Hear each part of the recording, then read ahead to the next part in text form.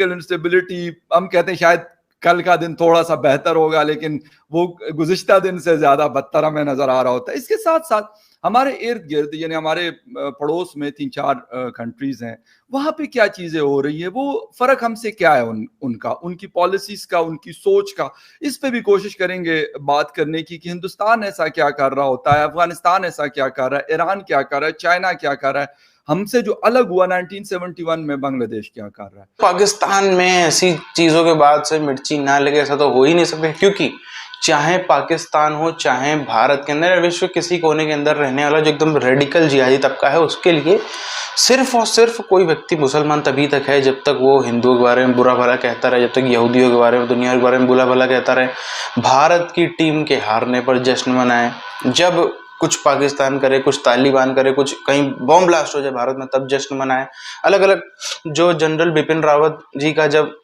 उनका देहांत हो जाए तब जो लोग खुशी मनाए, जश्न मनाए, वो देखो ये हो गया, ऐसे कमेंट करते हो सोशल मीडिया में, सिर्फ वहीं तक जो है सीमित है। यदि कोई थोड़ा सा दुख मनाते कि नहीं गलत हो गया ये वो, भारत मेरे लिए पहले, वो जो है इनके रडार से बाहर हो जाता है, वो जो है काफिर हो जाता है, तुरंत काफिर घोषित। हमने देखा है कितने अशफाक उल्लाह खान से लेके एपीजे अब्दुल कलाम तक किसी को भी जो है वो इनके समाज ने स्वीकार नहीं था, बाहर कर दिया था जब तक वो जीवित थे। मरने के बाद कुछ भी करे, लेकिन जब तक जीवित थे किसी ने भी इनको आदर्श नहीं माना, कुछ भी नहीं माना। ये सच्चाई रही है इस देश की। कश्मीर में मदरसे के बच्चों की तरफ से निकाली गई रैली देखकर पूरा देश गदगद है। धारा 370 हटने के बाद से कश्मीर की बदलती सूरत का ये एक छोटा सा उदाहरण है। जिस तरह से ये बच्चे खुशी खुशी तिरंगा लहरा रहे, ये देखने लायक है। आजाद हिंदुस्तान जिंदाबाद, आजाद हिंदुस्तान जिंदाबाद, आजाद हिंदुस्तान जिंदाबाद। धारा 370 को हटे 4 साल हो गए हैं और इन 4 सालों में कश्मीर ने खूब तरक्की की। पहले की तरह कोई पत्थरबाजी नहीं देखने को मिलती, उल्टा अब तो कश्मीर विकास की तरफ तेजी से बढ़ रहा है। अगर ये वो क्या कहते हैं, इस गुंजल की कुंजी अगर हमें मिल जाए कि ये सोचते क्या हैं, तो शायद आधे मसले हम हल भी कर लें। बात ये है कि लगता ही नहीं कि ये कुछ सोचते हैं, ये हर रोज एड हॉक उसे कहते हैं, एट द मोमेंट एक स्टेटमेंट दे देते हैं, एक पॉलिसी कहना भी नहीं चाहिए, एक स्टेप ले लेते हैं। There is no policy. चीजें कांस्टेंट हैं कि हिंदुस्तान से हमने मुकाबला पहले फौजी करते रहते हैं, अब कहते हैं हमने बिजनेस में करना है। भाई आप क्यों मुकाबला कर रहे हैं? आप कहें कि हम अपनी जो वो है ना इकोनॉमिक डिफिकल्टीज को खत्म करने के लिए हम अब नई पॉलिसीज बनाएंगे जिसमें बिजनेस के ऊपर एम्फेसिस होगा, ट्रेड पे होगा, इंडस्ट्री लगाने पे होगा। ये तो पॉजिटिव स्टेटमेंट है। को यही समझ आए कि भाई ये ठीक है, इंडिया के खिलाफ है तो ये पाकिस्तानी नेशनल है, वरना तो कोई और बात करने की तो बनती नहीं। Everybody is anti India, so I should also be anti India. एक तो ये है।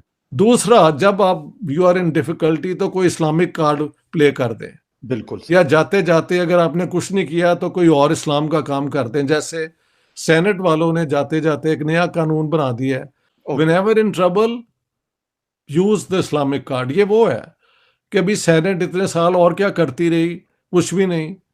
तो जाते जाते ये कानून पास कर दो ताकि पाकिस्तान का पहले सत्यानाश है तो सवा सत्यानाश होते हुए मेरा नाम आ जाए।